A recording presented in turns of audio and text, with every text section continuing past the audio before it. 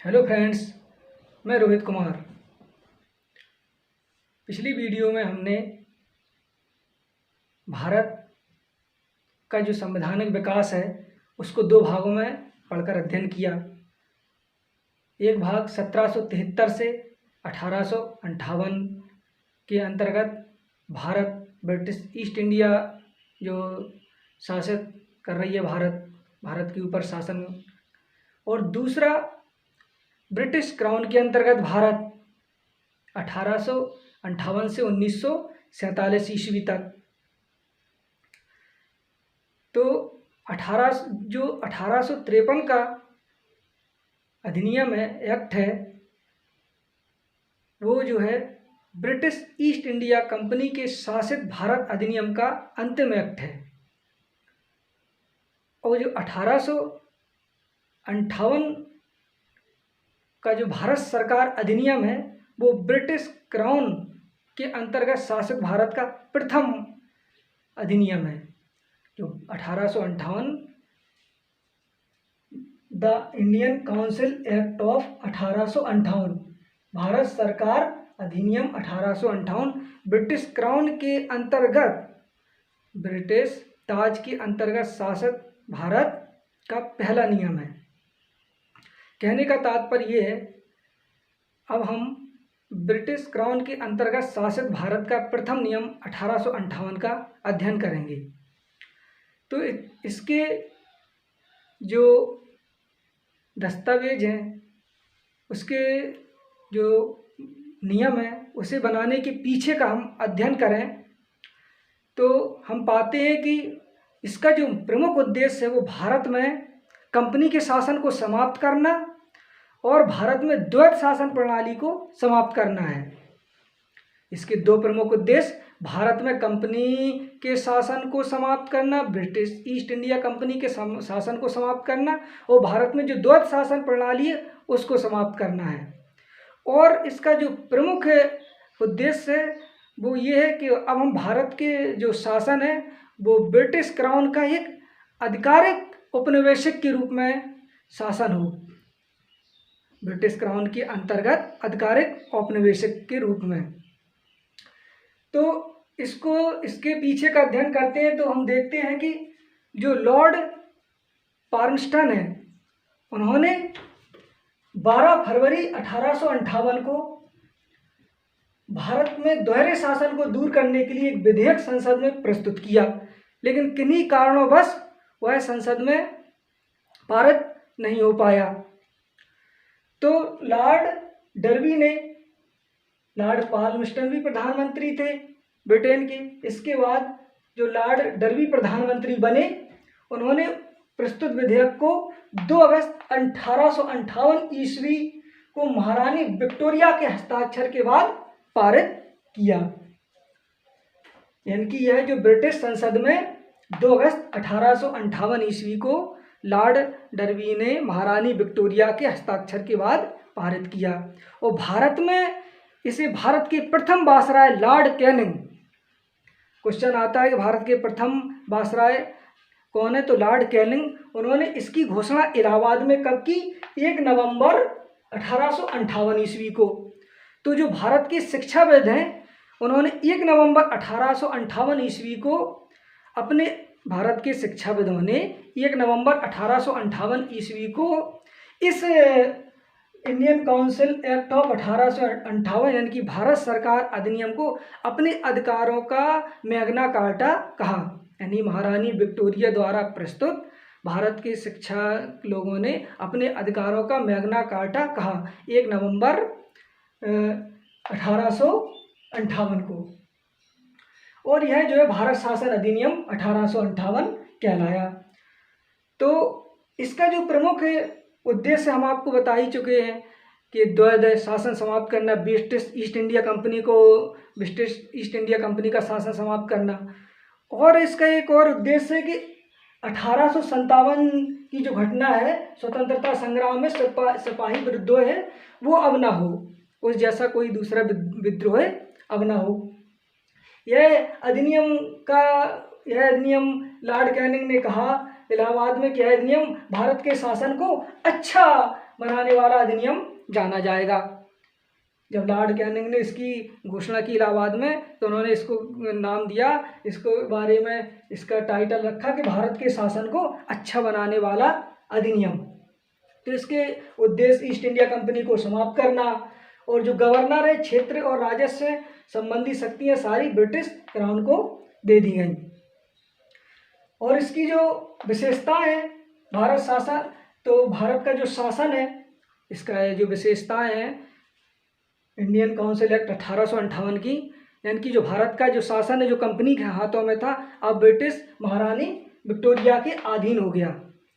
और जो पहले गवर्नर जनरल कहते थे हम उन्हें, 1773 से 1858 की गवर्नर जनरल कहलाते थे, अब वो गवर्नर जनरल का नाम हटा करके उनका नाम हो गया भारत का वायसराय। और ऐसे प्रथम वायसराय हैं लॉर्ड कैनिंग। लॉर्ड कैनिंग पहले क्या था कि ब्रिटिश संसद की प्रतिनिधि होती थी ईस्ट इंडिया कंपनी। पहले ब्रिटिश ईस्ट इंडिया कंपनी के शासित अंतर्गत भारत में, तो ब्रिटिश संसद की जो प्रतिनिधि है उसका जो विश्वास है वो ब्रिटिश संसद का विश्वास है, ब्रिटिश संसद की प्रतिनिधि ब्रिटिश ईस्ट इंडिया कंपनी रहती थी। अब ब्रिटिश संसद के जो प्रतिनिधि हैं वो कौन है? लॉर्ड कैनिंग, यानी कि अब वो भारत के वायसराय हैं। ब्रिटिश संसद के प्रतिनिधि जो भारत में शासन करेंगे वो कौन होंगे? वायसराय। और ऐसे प्रथम वायसराय कौन है? Lord Canning. दूसरा क्या है कि हमने आपको बताया कि इसमें ब्रिटिश ईस्ट इंडिया कंपनी के शासन को समाप्त कर दिया गया, तो उसके साथ साथ बोर्ड ऑफ कंट्रोल जो ब्रिटिश ईस्ट इंडिया कंपनी को नियंत्रित करता था, तो बोर्ड ऑफ कंट्रोल भी समाप्त हो गया। और कंपनी का जो निदेशक मंडल था, डायरेक्टर मंडल, वो भी समाप्त हो गया, यानी कि बोर्ड ऑफ डायरेक्टर और बोर्ड ऑफ कंट्रोल को समाप्त कर दिया गया। और इनकी समाप्ति के साथ एक नए पद का ब्रिटेन में सृजन किया गया। ये क्योंकि ये दोनों बोर्ड ऑफ कंट्रोल, हमने पिछली वीडियो में बताया, बोर्ड ऑफ कंट्रोल जो है वो गवर्निंग बॉडी है भारत ब्रिटिश संसद की, और कंपनी को डायरेक्ट करती है कंपनी के निदेशक। तो इन दोनों को समाप्त कर दिया गया। इन दोनों की जगह ब्रिटेन में एक पद सृजित किया गया, उस पद का नाम है भारत के राज्य सचिव। और ये भारत के जो राज्य सचिव हैं, इनका जो पद है वो ब्रिटिश कैबिनेट से के सदस्य होने चाहिए, यानी कि जो भारत का राज्य सचिव वही बन सकता है जो ब्रिटिश का सचिव हो। ठीक है, तो भारत के राज्य सचिव भारत के प्रशासन पर नियंत्रण की शक्ति प्रदान की गई, और भारत के जो राज्य सचिव हैं वो ब्रिटिश कैबिनेट के सदस्य हों और उन्हें जो है भारत के प्रशासन पर नियंत्रण की शक्ति प्रदान की गई। और जो भारत के राज्य सचिव हैं, क्वेश्चन आ जाता है, तो पहले ऐसे राज्य सचिव हैं लॉर्ड स्टेनली। तो इनकी जो भारत के राज्य सचिव का पद सृजित किया गया, तो इनकी सहायता के लिए 15 सदस्यीय परिषद का गठन किया गया। 15 सदस्यीय परिषद का गठन किया। तो 15 सदस्य में से जो 8 सदस्य हैं उन्हें चुनेगा ब्रिटिश क्राउन, और जो 7 सदस्य हैं उन्हें चुनेगा कंपनी के निदेशक, कंपनी डायरेक्टर मंडल। यानी कि जो 15 सदस्य हैं, 15 से जो 15 सदस्य हैं वो 15 सदस्य कौन है? वो भारत के राज्य सचिव के सहायक हैं, यानी कि वो 15 सदस्यीय परिषद है जो भारत के राज्य सचिव को सहायता करेगी। उनमें से वो 15 सदस्यों को में से 8 सदस्य चुनेंगे ब्रिटिश क्राउन यानी कि ब्रिटिश संसद, और 7 सदस्य चुनेंगे निदेशक मंडल कंपनी के। इनमें से भी 9 टोटल जो 15 सदस्य हैं उनमें से 9 सदस्य होंगे जिन्होंने कम से कम 10 साल तक भारत में शासन किया हो। और इनके जो भारत के राज्य सचिव हैं और इनके जो 15 सदस्य हैं, इनका संपूर्ण जो वेतन है वो भारत के राजस्व से दिया जाएगा। जो 15 सदस्य हैं और जो राज्य सचिव हैं उनका जो वेतन है वो भारत के राजस्व से दिया जाएगा। और जो भारत के जो राज्य सचिव हैं, तो वो भारत के राज्य सचिव हैं, उनकी जो 15 सदस्यीय परिषद है, अगर वो 15 सदस्यीय परिषद भारत के राज्य सचिव को भारतीय जो अखिल भारतीय सेवा है और अर्थव्यवस्था पर सलाह देती है, कोई नियम बनाकर उन्हें देती है, तो भारत के राज्य सचिव को मानना ही मानना पड़ेगा। कहने का तात्पर्य ये है, भारत के राज्य सचिव को अगर भारत की जो 15 सदस्यीय परिषद है वो अगर उन्हें अर्थव्यवस्था पर या अखिल भारतीय सेवा पर कोई सलाह देती है तो वो मानने ही मानना है। और भी अन्य क्षेत्रों में जैसे राजनीतिक, सैन्य की अगर सलाह देती है तो वो उनके लिए मानने के लिए बाध्य नहीं है। तो और इस पूरी जो प्रक्रिया है, राज्य जो भारत के राज्य सचिव और परिषद, उन्हें गृह सरकार का नाम दिया गया। तो कहने का तात्पर्य ये है कि ये हमारी जानकारी थी इतनी सचिव और उनकी सलाह परिषद के बारे में। और एक और है कि जो सचिव है वो साहब अपनी जो 15 सदस्यीय परिषद है उनको पद से नहीं निकाल सकते, यानी कि उन्हें वो पदमुक्त नहीं कर सकते।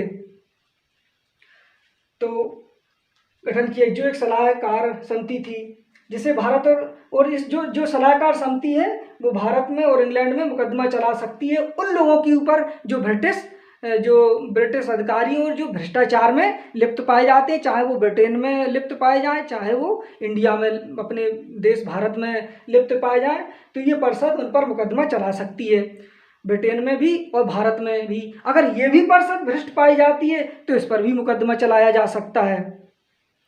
कहने का तात्पर्य ये है। तो जो 1858 के प्रमुख उद्देश्य है वो प्रशासन सुधार है। कैसा सुधार है कि जो ब्रिटेन की संसद है वो प्रशासन में सुधार के लिए बनी है। इंग्लैंड में भारतीय सरकार का जो अधीक्षण है, यानी कि अधीक्षक और उनका नियंत्रण हो सके। भारत में जो प्रचलित शासन प्रणाली में उसमें कोई परिवर्तन नहीं किया गया, उसमें कोई परिवर्तन नहीं है। इंग्लैंड में जो भारतीय सरकार का जो अधीक्षक बढ़ जाए और उस पर नियंत्रण हो जाए, इस एक्ट का उसमें बहुत महत्व है। और इस एक्ट से अगर क्वेश्चन ज़्यादातर भारत के जो वायसराय हैं तो वो है लॉर्ड कैनिंग। आज के लिए इतना काफ़ी। बहुत बहुत धन्यवाद।